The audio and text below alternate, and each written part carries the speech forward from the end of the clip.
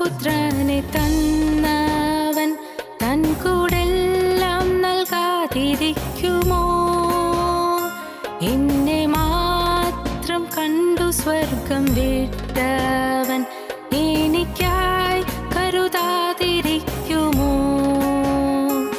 എനിക്കായി സ്വപുത്രനെ തന്നവൻ തൻ കൂടെല്ലാം നൽകാതിരിക്കുമോ? എന്നെ മാത്രം കണ്ടു സ്വർഗം വിട്ടവൻ എനിക്കായി കരുതാതിരിക്കുമോ? ഹല്ലേലൂയ സ്വർഗ്ഗത്തിൽ മുഴങ്ങട്ടെ, ഹല്ലേലൂയ എൻ ഹൃദയത്തിൽ ഉയരട്ടെ.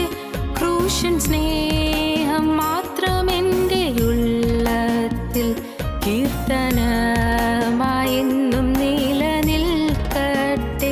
ഹല്ലേലൂയ സ്വർഗ്ഗത്തിൽ മുഴങ്ങട്ടെ, ഹല്ലേലൂയ എൻ ഹൃദയത്തിൽ ഉയരട്ടെ. ക്രൂശൻ സ്നേഹം മാത്രം എൻ്റെ ഉള്ളത്തിൽ കീർത്തനമായെന്നും നിലനിൽക്കട്ടെ.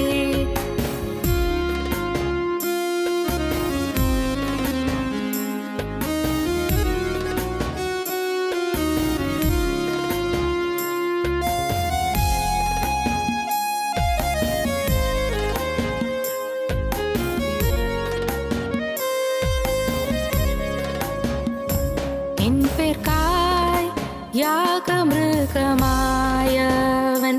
എൻ്റെ കണ്ണീർ കാണാതിരിക്കുമോ? എല്ലാവരാലും ഒറ്റപ്പെട്ട കുഞ്ഞാടു കാണവരെ ഉയർത്താതിരിക്കുമോ?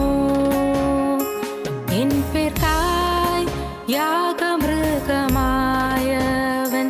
എൻ്റെ കണ്ണീർ കാണാതിരിക്കുമോ? എല്ലാവരാലും ഒറ്റപ്പെട്ട കുഞ്ഞാടു താണവരെ ഉയർത്താതിരിക്കുമോ? ഹല്ലേലൂയ സ്വർഗ്ഗത്തിൽ മുഴങ്ങട്ടെ, ഹല്ലേലൂയ എൻ ഹൃദയത്തിൽ ഉയരട്ടെ. ക്രൂശൻ സ്നേഹം മാത്രം എൻ്റെ ഉള്ളത്തിൽ കീർത്തനമായെന്നും നിലനിൽക്കട്ടെ. ഞങ്ങളും ക്രൂശിക്കപ്പെട്ട ക്രിസ്തുവിനെ പ്രസംഗിക്കുന്നു. ദൈവ തിരുനാമത്തിന് മഹത്വം ഉണ്ടാകട്ടെ. അപ്പോസ്തല പ്രവൃത്തിയുടെ പുസ്തകം 27-ാം അധ്യായം 22-ാം വാക്യം മുതൽ നമുക്ക് ചില വാക്യങ്ങൾ വായിച്ചു കേൾക്കാം. അപ്പോസ്തല പ്രവൃത്തി 27-ാം അധ്യായം 22-ാം വാക്യം മുതൽ. എങ്കിലും ഇപ്പോൾ ധൈര്യത്തോടിരിപ്പാൻ ഞാൻ നിങ്ങളോട് അപേക്ഷിക്കുന്നു. എങ്കിലും ഇപ്പോൾ ധൈര്യത്തോടിരിപ്പാൻ ഞാൻ നിങ്ങളോട് അപേക്ഷിക്കുന്നു. കപ്പലിനല്ലാതെ നിങ്ങളിൽ ആരുടെയും പ്രാണന് ഹാനി വരികയില്ല. കപ്പലിനല്ലാതെ നിങ്ങളുടെ ആരുടെയും പ്രാണന് ഹാനി വരികയില്ല. എൻ്റെ ഉടയവനും ഞാൻ സേവിച്ചു വരുന്നവനുമായ ദൈവത്തിൻ്റെ ദൂതൻ ഈ രാത്രിയിൽ എൻ്റെ അടുക്കൽ നിന്നു. എൻ്റെ ഉടയവനും ഞാൻ സേവിച്ചു വരുന്നവനുമായ ദൈവത്തിൻ്റെ ദൂതൻ ഈ രാത്രിയിൽ എൻ്റെ അടുക്കൽ നിന്നു. പൗലോസേ, ഭയപ്പെടരുത്. പൗലോസേ, ഭയപ്പെടരുത്. നീ കൈസരുടെ മുമ്പിൽ നിൽക്കേണ്ടതാകുന്നു. നീ കൈസരുടെ മുമ്പിൽ നിൽക്കേണ്ടതാകുന്നു. നിന്നോടുകൂടെ യാത്ര ചെയ്യുന്നവരെ ഒക്കെയും ദൈവം നിനക്ക് ദാനം ചെയ്തിരിക്കുന്നു എന്ന് പറഞ്ഞു. നിന്നോടുകൂടെ യാത്ര ചെയ്യുന്നവരൊക്കെയും ദൈവം നിനക്ക് ദാനം ചെയ്തിരിക്കുന്നു എന്ന് പറഞ്ഞു. അതുകൊണ്ട് പുരുഷന്മാരെ ധൈര്യത്തോടിരിപ്പീൻ. ധൈര്യത്തോടിരിപ്പീൻ. എന്നോട് അരുളി ചെയ്തതുപോലെ തന്നെ സംഭവിക്കുമെന്ന് ഞാൻ ദൈവത്തെ വിശ്വസിക്കുന്നു. ദൈവത്തിന് സ്തോത്രം. എന്നോട് അരുളി ചെയ്തതുപോലെ തന്നെ സംഭവിക്കുമെന്ന് ഞാൻ ദൈവത്തെ വിശ്വസിക്കുന്നു. എനിക്കൊരു അരുളപ്പാട് കിട്ടിയിരിക്കുന്നു. ദൈവദൂതൻ വന്ന് എന്നോട് സംസാരിച്ചിരിക്കുന്നു. ദൈവത്തിൻ്റെ തിരുശബ്ദം എന്നെ കേൾപ്പിച്ചിരിക്കുന്നു. ദൈവം തന്നിരിക്കുന്ന ശബ്ദം, ദൈവം തന്നിരിക്കുന്ന വചനം എന്താണ്? ധൈര്യത്തോടിരിപ്പീൻ എന്നാണ്. ഭയപ്പെടരുത് എന്നാണ്. പൗലോസേ, ഭയപ്പെടരുത്. പൗലോസേ, ധൈര്യത്തോടിരിപ്പീൻ. സെന്റ് പോൾ പറയുകയാണ്. സെന്റ് പോൾ പറയുന്ന ഹൃദയസ്പർശിയായൊരു വാക്കാണ്. ധൈര്യപ്പെടുവീൻ, ഭയപ്പെടാതിരിപ്പീൻ, ധൈര്യത്തോടിരിപ്പീൻ. അങ്ങനെയാണ് തുടങ്ങുന്നത്. ദൈവത്തിന് സ്തോത്രം. ഇപ്പോൾ ധൈര്യത്തോടിരിപ്പാൻ ഞാൻ നിങ്ങളോട് അപേക്ഷിക്കുന്നു. ഇപ്പോൾ ധൈര്യത്തോടിരിപ്പാൻ ഞാൻ നിങ്ങളോട് അപേക്ഷിക്കുന്നു. നിങ്ങളുടെ ആരുടെയും പ്രാണന് ഹാനി വരികയില്ല. നിൻ്റെ പ്രാണന് ഹാനി വരികയില്ല. നിങ്ങൾ ഈ കപ്പലിൽ യാത്ര ചെയ്യുന്ന 276 പേരുടെയും പ്രാണന് ഹാനി വരികയില്ല. 276 പേരുള്ള ഒരു കൂട്ടം ആളുകളാണ് കപ്പലിലുണ്ടായിരുന്നത്. ആർക്കും ദോഷം വരികയില്ല. അങ്ങ് കടലിൽ അലകളുടെ മീതെ ഈ കപ്പലങ്ങ് അലയുകയാണ്. കപ്പൽ ആടി ഉലയുകയാണ്. തിരമാലകൾ തള്ളിക്കയറുകയാണ്. കടലോളങ്ങൾ കപ്പലിനെ ഉലച്ചുകൊണ്ടിരിക്കുകയാണ്. കൊടുങ്കാറ്റ് തിമിർത്ത് വീശുകയാണ്. ആ കൊടുങ്കാറ്റിൽ കപ്പൽ മുങ്ങിപ്പോകുന്ന സ്ഥിതിയായി കഴിഞ്ഞിരിക്കുന്നു. പൗലോസും കൂടെയുള്ളവരും അതിലധികം പേരും തടവുകാരാണ്.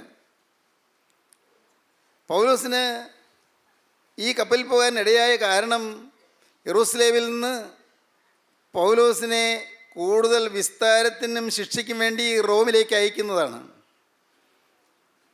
റോമിൽ അവിടെ കൈസറുടെ മുമ്പിലേക്ക്, സീസർ ചക്രവർത്തിയുടെ മുമ്പിലേക്ക് പൗലോസിനെ കുറ്റവാളിയായി കൊണ്ടുചെന്ന് ആക്കുവാനും സീസർ ചക്രവർത്തി പൗലോസിന് ശിക്ഷ കൊടുക്കുവാനുമായി അയക്കുകയാണ് യെരൂശലേമിൽ നിന്ന്. നിങ്ങൾക്കറിയാമായിരിക്കും, യെരൂശലേം എന്ന ആ നഗരം യഹൂദ്യ നാട്ടിലാണ്. യഹൂദ്യ നാട് അന്ന് റോമൻ സീസറുടെ ആധിപത്യത്തിന് കീഴിലാണ്. റോമൻ സാമ്രാജ്യത്തിൻ്റെ കീഴിലാണ്. റോമൻ സാമ്രാജ്യം യഹൂദ്യ നാട് വാഴുകയാണ്. റോമിലെ കൈസർ സീസർ ചക്രവർത്തി ഒരു ഗവർണറെ യഹൂദ്യ നാട് വാഴുവാനാക്കിയിട്ടുണ്ട്. അതാത് കാലത്ത് നാടുവാഴികളാക്കുക എന്നുള്ള സമ്പ്രദായം ഉണ്ടായിരുന്നു.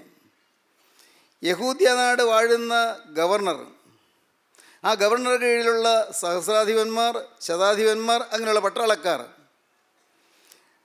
അവരെപ്പോഴും ജാഗരൂകരായിരുന്നു. യെരൂശലേമിൽ, യഹൂദ്യ നാട്ടിലൊക്കെയും, വിശേഷിച്ചും യഹൂദ്യ നാടിൻ്റെ തലസ്ഥാനമായ യെരൂശലേമിൽ യഹൂദന്മാരുടെ വളരെ പ്രസിദ്ധമായ ഒരു ദേവാലയമുണ്ട്, യെരൂശലേം ദേവാലയം. ആ ദേവാലയത്തിൽ കൂടി വരുന്നതായ യഹൂദന്മാർ കൈസർക്കെതിരെ വിപ്ലവം സംഘടിപ്പിക്കും എന്നുള്ള ഭീതി ഉണ്ടായിരുന്നു കൈസർക്ക്. യഹൂദന്മാർ ബുദ്ധിശാലികളാണ്, അവരെ ഒട്ടും പിറകോട്ട് മാറുന്നവരല്ല എന്ന് സീസർ ചക്രവർത്തിക്ക് അറിയാം. അതുകൊണ്ട് ഈ യഹൂദന്മാരെ വിപ്ലവം സംഘടിപ്പിച്ചാൽ കൈസറുടെ സാമ്രാജ്യത്തിന് കോട്ടം തട്ടുമെന്നുള്ളത് കൊണ്ട് എപ്പോഴും അവിടെ ആക്കിയിരുന്ന പട്ടാളക്കാർ ജാഗരൂകരായിരുന്നു. അവിടെയുള്ള യഹൂദന്മാരിൽ തന്നെയുള്ള, യെരൂശലേം ദേവാലയത്തിൽ തന്നെയുള്ള മഹാപുരോഹിത വംശത്തിലുള്ളവരൊക്കെയും അവിടുത്തെ സിന്നഡ് മുഴുവനും, സന്നദ്ധി സംഘം സിന്നഡ് മുഴുവനും പാവപ്പെട്ട പൗലോസിനെതിരായി തീർന്നു. സിന്നഡ് മുഴുവൻ എതിരായാൽ പിന്നെ എന്നുവെച്ചാൽ യഹൂദനായ പൗലോസിനെതിരായി സിന്നഡ് മുഴുവൻ, ആ അതേ ജാതിയിൽപ്പെട്ടവർ, അവരുടെ നേതൃസ്ഥാനത്തുള്ളവരെല്ലാം എതിരായി എന്ത് ചെയ്യും? പൗലോസ് എന്ത് ചെയ്യും? പൗലോസിനെ അവർ വിസ്തരിച്ച് എങ്ങനെയും വകവരുത്തണമെന്ന് തീരുമാനിച്ചു. പക്ഷേ പൗലോസ് പറഞ്ഞു, ഈ നാട് വാഴുന്നത് കൈസറാണ്, ഈ നാട് വാഴുന്നത് സീസർ ചക്രവർത്തിയാണ്. ഞാൻ സീസറെ അഭയം ചൊല്ലുന്നു. എന്നെ സീസർ ചക്രവർത്തി വിസ്തരിക്കട്ടെ. നിങ്ങളീ പറയുന്ന കുറ്റങ്ങൾ എന്തെങ്കിലും എന്നിലുണ്ടെങ്കിൽ സീസർ ചക്രവർത്തി വിസ്തരിക്കട്ടെ. അദ്ദേഹം വിസ്തരിച്ചിട്ട് കുറ്റമുണ്ടെങ്കിൽ ഞാൻ ശിക്ഷ അനുഭവിക്കാം. നിങ്ങൾ ഇല്ലാത്ത കുറ്റം എൻ്റെ മേൽ ചുമത്തി എന്നെ കൊല്ലാൻ നോക്കരുത്. പൗലോസ് വാദിച്ചു. അപ്പോൾ കൈസറെ അഭയം ചൊല്ലി എന്നുള്ളത് കൊണ്ട് സിസറിയയിലേക്ക്, റോമിലേക്ക് ഈ പൗലോസിനെ അയക്കേണ്ടി വന്നു. അങ്ങനെ കപ്പലിൽ യാത്ര ചെയ്ത് പോവുകയാണ്.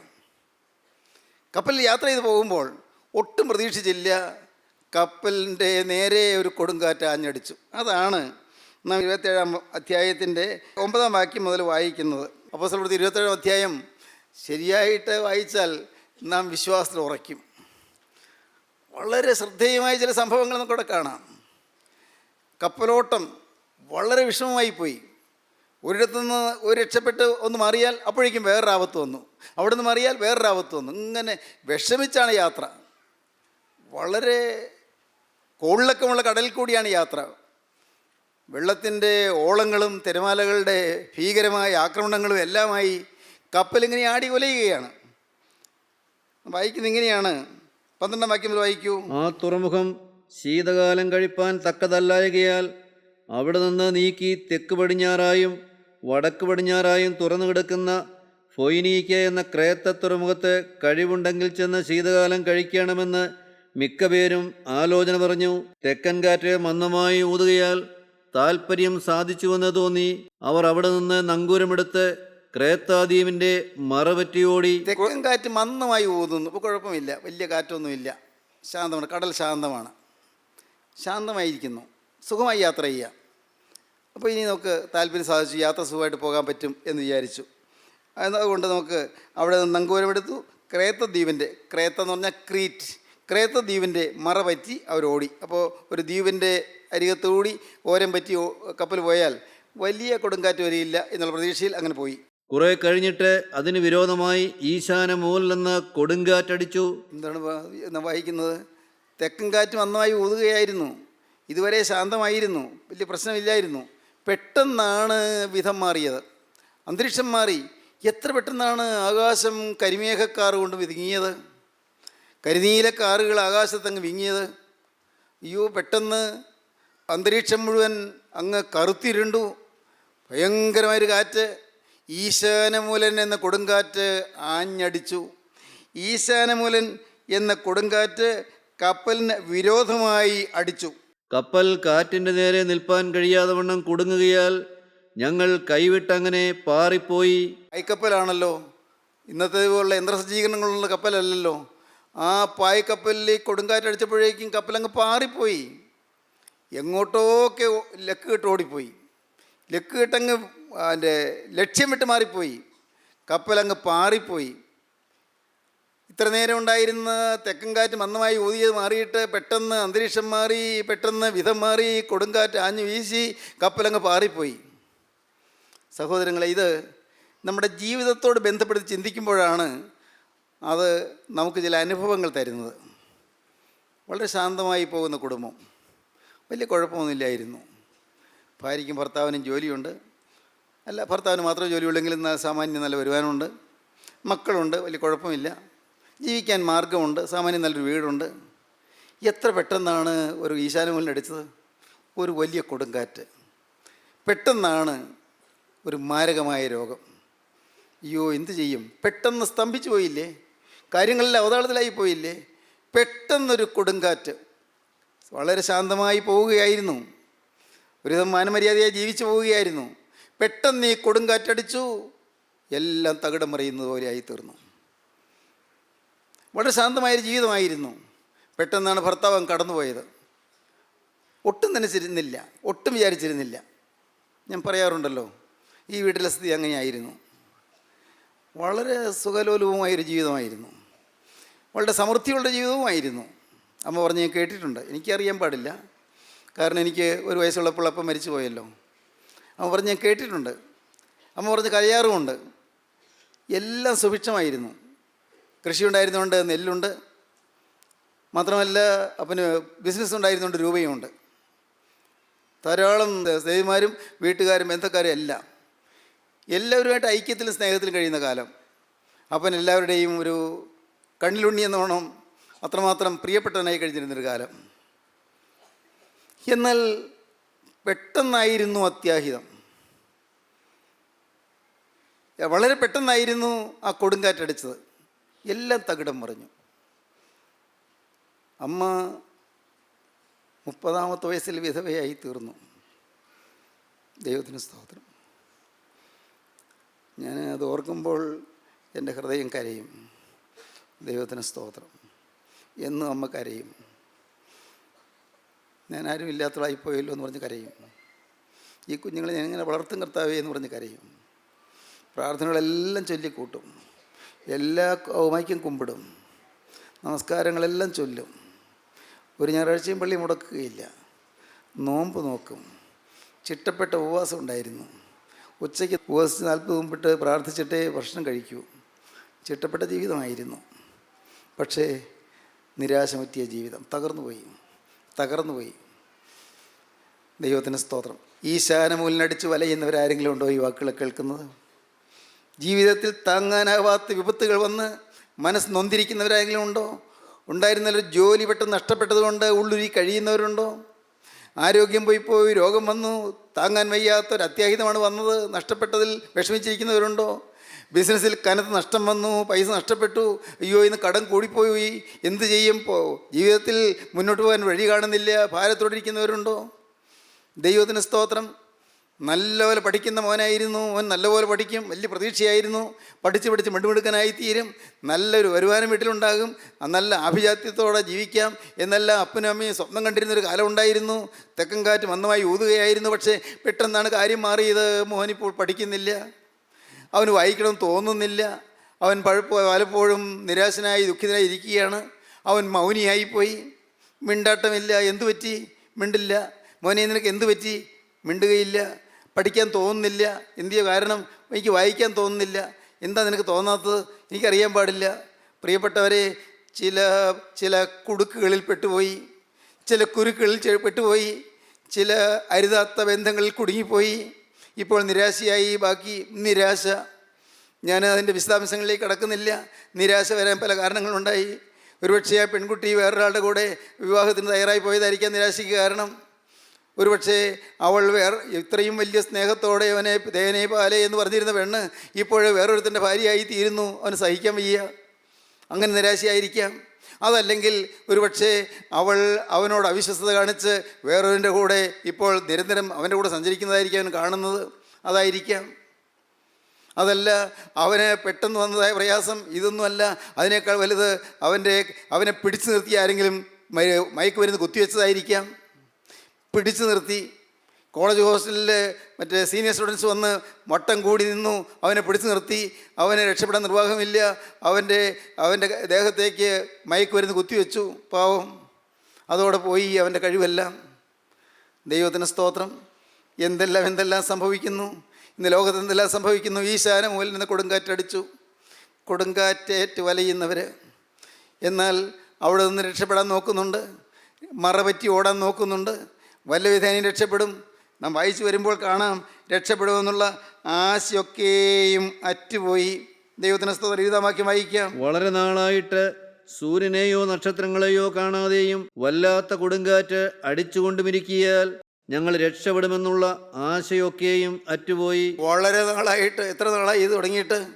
ഈ ദുരിതം തുടങ്ങിയിട്ട് എത്ര കാലമായി? കർത്താവേ, ഇനി എനിക്ക് ദുരിതം മാറാൻ പോകുന്നുണ്ടോ? എനിക്കൊരു നല്ല കാലം കിട്ടാൻ പോകുന്നുണ്ടോ? കാലം മുന്നോട്ട് പോകുന്നല്ലോ. എനിക്കൊരു വിവാഹം നടക്കാൻ പോകുന്നുണ്ടോ? എനിക്കൊരു കുഞ്ഞ് പിറക്കാൻ പോകുന്നുണ്ടോ? എൻ്റെ ബിസിനസ് നേരെയാകാൻ പോകുന്നുണ്ടോ? എൻ്റെ കർത്താവേ, എനിക്ക് സ്വന്തമായി ഒരു 10 സെൻറ്റ് സ്ഥലം മേടിക്കാൻ പറ്റുന്ന ഒരു കാലം കിട്ടുമോ? സ്വന്തമായി ഒരു കൊച്ചു വീട് പണിയാനുള്ള കാലം കിട്ടുമോ? ദൈവത്തിന് സ്തോത്രം. മനസ്സൂക്ഷിച്ച് കലങ്ങി കഴിയുകയാണ്. വളരെ നാളായിട്ട് സൂര്യനെ കാണാതിരിക്കുന്നു. ഒരു ദർശനമില്ല, സൂര്യനെ കാണുന്നില്ല. ബന്ധം നഷ്ടപ്പെട്ടു പോയി. ആത്മാവിൻ്റെ ബന്ധം നഷ്ടപ്പെട്ടു പോയി. വളരെ നാളായിട്ട് ബന്ധം നഷ്ടപ്പെട്ടവർ, കർത്താവുമായുള്ള ബന്ധം നഷ്ടപ്പെട്ടു പോയി, നീതി സൂര്യനുമായുള്ള ബന്ധം നഷ്ടപ്പെട്ടു പോയി, സ്വർഗത്തിൽ നിത്യനായ രാജാവുമായുള്ള ബന്ധം നഷ്ടപ്പെട്ടു പോയി, ഏതോ ഒരു വലിയ പാപത്തിൽ കുടുങ്ങിപ്പോയി, ഏതോ ഒരു കൊള്ളരുതാത്ത ബന്ധത്തിൽ കുടുങ്ങിപ്പോയി, അശുദ്ധമായ ജീവിതത്തിൽ കുടുങ്ങിപ്പോയി, അപകടം പറ്റിപ്പോയി. ഒരു ബലഹീന നിമിഷത്തിൽ അപ്പോൾ നൈമിഷിക രസത്തിന് വേണ്ടി, നൈമിഷിക സുഖത്തിന് വേണ്ടി, അല്പനേരത്തെ രസത്തിന് വേണ്ടി പാപത്തിലേക്ക് ആണ്ടുപോയി. അയ്യോ എൻ്റെ ദൈവമേ, എനിക്ക് എന്താണ് തോന്നിയത്? ഞാൻ എന്തുകൊണ്ടാണ് കോപിച്ചത്? അത്രയും ഭയങ്കരമായി ഞാൻ കോപിച്ചതുകൊണ്ടല്ലേ പെട്ടെന്ന് ഞാൻ കത്തി എടുക്കേണ്ടി വന്നത്? അത്രയും ഭയങ്കരമായി കോപിച്ചതുകൊണ്ടല്ലേ പെട്ടെന്ന് മഹാഭീകരകൃത്യം ചെയ്യേണ്ടി വന്നത്? എൻ്റെ ദൈവമേ, ഇപ്പോൾ ഓർക്കുമ്പോൾ ഞെട്ടിപ്പോകുന്നു. ഇങ്ങനെയെല്ലാം ചിന്തിച്ച് ഭാരത്തോടിരിക്കുന്നവരാരെങ്കിലും ഈ വാക്കുകളെ കേൾക്കുന്നുണ്ടോ? ദൈവത്തിന് സ്തോത്രം. വളരെ നാളായിട്ട് സൂര്യനെ കാണാതെയും, സൂര്യനെ മാത്രമല്ല നക്ഷത്രങ്ങളെയും കാണുന്നില്ല. ആകാശം കറുത്തിരുണ്ടിരിക്കുന്നു. നടുക്കടലിലാണ്. നോക്കിയാൽ നോക്കെത്താത്ത സമുദ്രം, പെരുവെള്ളം. ആകെ കേൾക്കാം, കാതിൽ കേൾക്കാം. വെളിച്ചമില്ല, കാതിൽ കേൾക്കാം ആ ആരവാരം, കടൽ അലകളുടെ ആരവാരം, തിരമാലകളുടെ ആരവാരം കേൾക്കാം. അതേ ഉള്ളൂ, മറ്റൊന്നും കേൾക്കാനില്ല. ഏങ്ങലടികൾ കേൾക്കാം. ഭാര്യ ഒരു മൂലയ്ക്ക് ഇരുന്ന് കരയുന്നു, ഭർത്താവ് വേറെടുത്ത് ഇരുന്ന് കരയുന്നു, മക്കൾ വേറെടുത്തിരുന്ന് കരയുന്നു. ആരവാരം, കൊടുങ്കാറ്റിൻ്റെ ആരവാരം. എന്നും ദുരിതം, എന്നും ദുഃഖം, എന്നും വിഷാദം, എന്നും നിരാശ. വളരെ നാളായിട്ട് സൂര്യനെയോ നക്ഷത്രങ്ങളെയോ കാണാതെയും വല്ലാത്ത കൊടുങ്കാറ്റടിച്ചുകൊണ്ടിരിക്കിയാൽ ഞങ്ങൾ രക്ഷപ്പെടുമെന്നുള്ള ആശയൊക്കെയും അറ്റുപോയി. ദൈവത്തിന് സ്തോത്രം. ദൈവത്തിൻ്റെ വലിയ നാമം മഹത്വപ്പെടട്ടെ.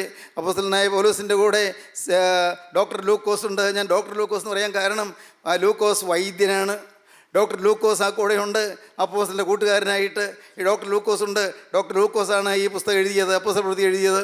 ഇദ്ദേഹം എഴുതുകയാണ്, ഞങ്ങൾ രക്ഷപ്പെടുമെന്നുള്ള ആശയൊക്കെയും അറ്റുപോയി, രക്ഷപ്പെടുന്നുള്ള പ്രതീക്ഷയൊക്കെയും അറ്റുപോയി. ദൈവത്തിന് സ്തോത്രം. വളരെ നാളായിട്ട് സൂര്യനെ കാണുന്നില്ല, ഇനി ആശയ്ക്ക് വകയില്ല, എല്ലാം തീർന്നു. അവരെന്ത് ചെയ്തു? അവർ കപ്പൽ കോപ്പെല്ലാം കടലിലേക്ക് എറിഞ്ഞു. എല്ലാം ഇനി ആശിച്ചിട്ട് കാര്യമില്ല, ഇനി തുഴഞ്ഞിട്ടും കാര്യമില്ല, എല്ലാം താഴെ എറിഞ്ഞു, വെള്ളത്തിലേക്ക് എറിഞ്ഞു. ഇനി എല്ലാ പ്രതീക്ഷയും തീർന്നു. ജീവിതത്തിൻ്റെ അധ്യായം ക്ലോസ് ചെയ്തു. ജീവിതത്തിൻ്റെ പ്രതീക്ഷകൾ തകർന്നു. ദൈവത്തിന് സ്തോത്രം. എൻ്റെ ബഹുമാന്യ സഹോദരങ്ങളെ, ജീവിതത്തിൻ്റെ പ്രതീക്ഷകൾ തകർന്നവർ, നിങ്ങൾ ഇപ്പോൾ നോക്കിയാൽ ഒരു കൊടുങ്കാറ്റ് കാണാം. ഇപ്പോൾ നോക്കിയാൽ ആ കൊടുങ്കാറ്റ് ഗോകുൽത്തായിലെ കൊടുങ്കാറ്റാണ്. ആ കൊടുങ്കാറ്റ് കാൽവരി മലയിലെ കൊടുങ്കാറ്റാണ്. ആ കൊടുങ്കാറ്റ് രാജാധിരാജൻ നിത്യനായ ദൈവത്തിൻ്റെ ഏകജാതനായ തിരുക്കുമാരൻ, ജീവനുള്ള ക്രിസ്തു നമുക്ക് വേണ്ടി കൊടുങ്കാറ്റേറ്റ്, യാതനയുടെ കൊടുങ്കാറ്റേറ്റ്, ദുരിതങ്ങളുടെയും വേദനയുടെയും കൊടുങ്കാറ്റേറ്റ്, നിന്ദയുടെയും ആക്ഷേപത്തിൻ്റെയും കൊടുങ്കാറ്റേറ്റ്, പരിഹാസത്തിൻ്റെ കൊടുങ്കാറ്റേറ്റ്, അപമാനത്തിൻ്റെ കൊടുങ്കാറ്റേറ്റ്, കർത്താവായ യേശു ക്രിസ്തു ക്രൂശിൽ കിടക്കുന്ന ആ കൊടുങ്കാറ്റിൻ്റെ പ്രതീകം നിങ്ങൾക്കിപ്പോൾ കാണാം. ആ രൂപം നിങ്ങൾക്ക് കാണാം. നോക്കുവീൻ, അവങ്കിലേക്ക് നോക്കുവീൻ, ക്രൂസിലേക്ക് നോക്കുവീൻ. മകളെ, നിന്റെ കൊടുങ്കാറ്റടങ്ങും. മകനെ, നീ ഉയരത്തിലേക്ക് നോക്കുവീൻ, സഹായത്തിൻ്റെ പർവ്വതത്തിലേക്ക് നോക്കുവീൻ. നിന്റെ കൊടുങ്കാറ്റടങ്ങും, നിന്റെ ഹൃദയത്തിൻ്റെ കോളിലൊക്കെ അടങ്ങും, നിന്റെ മനസ്സിൽ ശാന്തത വരും. നിനക്ക് വേണ്ടി നിന്നേറ്റവൻ, നിന്റെ പാപം വഹിച്ചവൻ, നിന്റെ കോപവും നിന്റെ കാമവും നിന്റെ അരുതായികളും നിന്റെ അശുദ്ധികളും നിന്റെ ദ്രവ്യാഗ്രഹവും നിന്റെ സ്വാർത്ഥതയും നിന്റെ അഹന്തയും നിന്റെ അഹങ്കാരവും നിന്റെ നികളവും നിന്റെ സ്ഥാനമോഹവും എല്ലാം വഹിച്ചുകൊണ്ട് കുരിശിന്മേൽ മരിച്ചവനിതാ നിന്റെ മുമ്പിൽ ഇപ്പോൾ നിനക്ക് കാണാൻ ഭാഗത്ത് വന്നിരിക്കുന്നു. അവങ്കലേക്ക് നിങ്ങൾ നോക്കുമോ? അവനെ നിങ്ങൾ കാണുമോ? കൊടുങ്കാറ്റ്, ക്രൂസിലെ കൊടുങ്കാറ്റ്, ക്രൂസിലെ കൊടുങ്കാറ്റിൽപ്പെട്ട് ആടി ഒലയുന്ന രക്ഷകൻ ഇതാ കുരിശിന്മേൽ കിടക്കുന്നു. നിങ്ങൾ കാണുവീൻ, അവങ്കിലേക്ക് നോക്കുവീൻ. അവങ്കിലേക്ക് നോക്കിയവർക്ക് പ്രകാശം കിട്ടും. ദൈവത്തിന് സ്തോത്രം. അവങ്കിലേക്ക് നോക്കിയവർക്ക് സമാധാനം കിട്ടും. ദൈവത്തിൻ്റെ വലിയ നാമം മഹത്വപ്പെടട്ടെ. പ്രിയപ്പെട്ടവരെ, നിരാശപ്പെട്ട് തളർന്ന് അവശതയോടെ മനസ്സ് നൊന്ത് വീങ്ങി ഞാൻ ദൈവത്തിന് വചനം കേൾക്കുകയായിരുന്നു. അതിൻ്റെ 17ാമത്തെ വയസ്സിലാണ്. അന്ന് ഞാൻ ഒന്നും അറിഞ്ഞിട്ടല്ല. ആ വചനം കേട്ടപ്പോൾ ഞാൻ അവിടെ ഇരുന്നുകൊണ്ട്, എൻ്റെ കർത്താവേ, ഇന്നു മുതൽ ഞാൻ നിൻ്റെ വക എന്ന് പറയുവാനൊരു ഭാഗ്യം എനിക്ക് ലഭിച്ചു. അന്ന് അവിടെ ഇരുന്നുകൊണ്ട് ഹൃദയം കർത്താവിന് താഴ്ത്തി കൊടുക്കാൻ ഒരു കൃപ എനിക്ക് ലഭിച്ചു. ജീവിതം വഴിമുട്ടിപ്പോയിരുന്നു. 10ാം ക്ലാസ്സിലെ പഠനത്തോടുകൂടി വിദ്യാഭ്യാസം തീർന്നു പോയിരുന്നു. എൻ്റെ ജീവിതമെല്ലാം അസ്തമിച്ചു പോയിരുന്നു. ഭാവിയുടെ പ്രതീക്ഷകളെല്ലാം അറ്റുപോയിരുന്നു. എല്ലാ സ്വപ്നങ്ങളും കരിഞ്ഞുണങ്ങിപ്പോയിരുന്നു. എന്നാൽ പ്രിയപ്പെട്ടവരെ, അന്ന് യേശുക്രിസ്തുവിൻ്റെ തിരുവചനം കേട്ടപ്പോൾ എൻ്റെ ഹൃദയം ഉണർന്നു. യേശുക്രിസ്തുവിൻ്റെ തിരുവചനം എൻ്റെ ഹൃദയത്തെ തൊട്ടു. അന്ന് തിരുവചനം എൻ്റെ ഹൃദയത്തെ തൊട്ടപ്പോൾ അന്ന് ഞാനവിടെ ഇരുന്നുകൊണ്ട് ഞാൻ പറഞ്ഞു, യേശുവേ, ഇന്ന് മുതൽ ഞാൻ നിൻ്റെ വക. എൻ്റെ അകം ചീഞ്ഞിരിക്കുന്ന കർത്താവേ, ലാസറിൻ്റെ കല്ലറ പോലെ അകത്ത് ചീത്ത വികാരങ്ങൾ, ചീത്ത ചിന്തകൾ, അശുദ്ധി അകത്തുണ്ട്. ചീത്ത മോഹങ്ങൾ, കർത്താവേ, മ്ലേച്ഛമായ ആഗ്രഹങ്ങൾ എല്ലാം അകത്തുണ്ട്.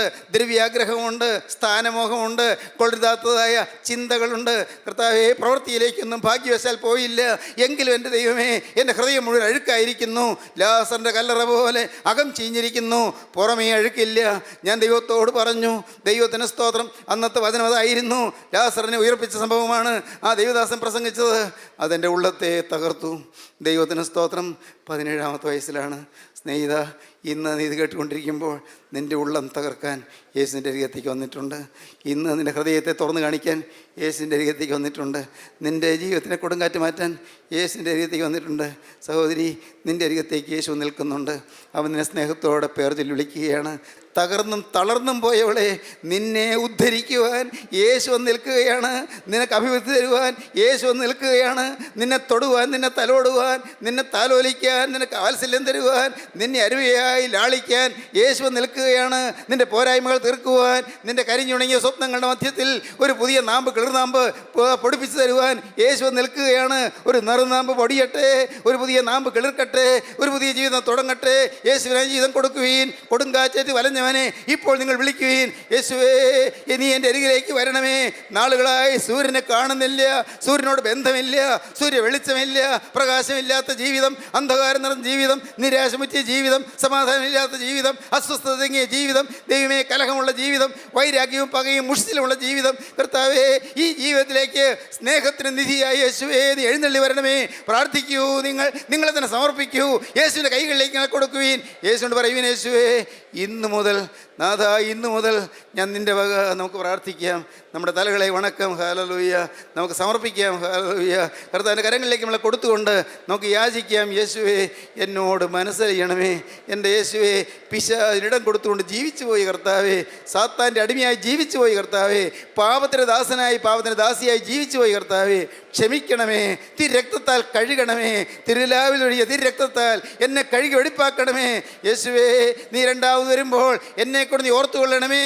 യേശുവേ, നീ വീണ്ടും വരുമ്പോൾ ഈ പാവിയായ എന്നെ കൂടെ നീ ഓർത്തുകൊള്ളണമേ. ഇന്ന് എനിക്ക് രക്ഷ തരണമേ. ഇന്ന് എൻ്റെ ഹൃദയത്തിലേക്ക് എഴുന്നള്ളി വരണമേ. പ്രാർത്ഥിക്കുമോ നിങ്ങളിപ്പോൾ? നിങ്ങളുടെ ഹൃദയങ്ങളെ താഴ്ത്തുവീൻ. യേശുവിന് പറയുവീൻ, യേശുവേ ഇപ്പോൾ തന്നെ നീ എൻ്റെ ഹൃദയത്തിലേക്ക് എഴുന്നള്ളി വരണമേ. യേശുവേ, എൻ്റെ ഹൃദയത്തിലേക്ക് എഴുന്നള്ളി വരണമേ. എൻ്റെ കരുത്തിൽ നീ പിടിക്കണമേ. എന്നെ ഈ ചേറ്റുകുഴിയിൽ നിന്ന് ഉയർത്തണമേ. എന്നെ ഈ പാപച്ചേറിൽ നിന്ന് ഉയർത്തണമേ. എന്നെ അന്ധകാര കൂപത്തിൽ നിന്ന് ഉയർത്തണമേ. എനിക്കൊരു നല്ല കാലം തരണമേ. സ്വർഗ്ഗരാജ്യത്തിൻ്റെ അവകാശിയാക്കി മാറ്റണമേ. നിത്യജീവൻ്റെ ഉറപ്പെനിക്ക് തരണമേ. പ്രാർത്ഥിക്കാം, സമർപ്പിക്കാം. Hallelujah, hallelujah, hallelujah. അങ്ങനെ ദൈവസന്നിധിയിൽ തീരുമാനത്തോടെ ഇന്നു മുതൽ പുതിയ സൃഷ്ടിയായി ജീവിക്കുമെന്ന് തീരുമാനത്തോടെ നമ്മുടെ കരങ്ങൾ ഉയർത്തിക്കൊണ്ട് നമുക്ക് യേശുവിനോടൊരു വാക്ക് പറയാം.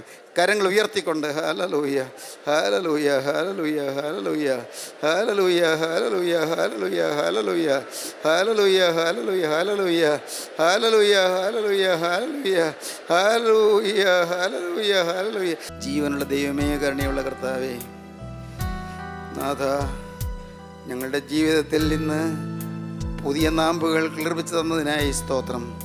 പുതിയ പ്രത്യാശയുടെ നറുമുട്ടുകൾ വിരിയിച്ചു തന്നതിനായി സ്തോത്രം. യേശുവേ, പുതിയ അധ്യായം തുടങ്ങിയതിനായി സ്തോത്രം. എല്ലാവരെയും തൊടണമേ, തലോടണമേ, അനുഗ്രഹിക്കണമേ, ശുഭഭാവി നൽകണമേ. യേശുവിൻ നാമത്തിൽ തന്നെ ആമീൻ. ജീവിത പ്രതിസന്ധികളുടെ നീർച്ചുഴിയിൽപ്പെട്ട് നട്ടം തിരിയുന്നവനാണോ നീ? പാപഭാരത്താൽ നിന്റെ മനസ്സ് തളർന്നിരിക്കുകയാണോ? വരൂ, യേശുക്രിസ്തുവിൻ്റെ തിരുവചനത്തിലേക്ക്. ക്രൂശിക്കപ്പെട്ട ക്രിസ്തുവിനെ മാത്രം പ്രസംഗിക്കുന്ന ക്രിസ്ത്യൻ റിവൈവൽ ഫെലോഷിപ്പിൻ്റെ രാജ്യാന്തര സുവിശേഷ മഹായോഗം ഡിസംബർ 27 മുതൽ 31 വരെ കോലഞ്ചേരി ഞാറ്റുംകാലായിൽ ഹിൽ ടോപ്പിൽ വച്ച് നടത്തപ്പെടുമ്പോൾ ഹൃദയ സമാധാനം നൽകുന്ന ക്രിസ്തുവിൻ്റെ അദൃശ്യകരങ്ങൾ നിന്നെ സ്പർശിക്കട്ടെ. വീണുപോയാൽ നിങ്ങൾ എഴുന്നേൽപ്പിക്കുന്ന കരം.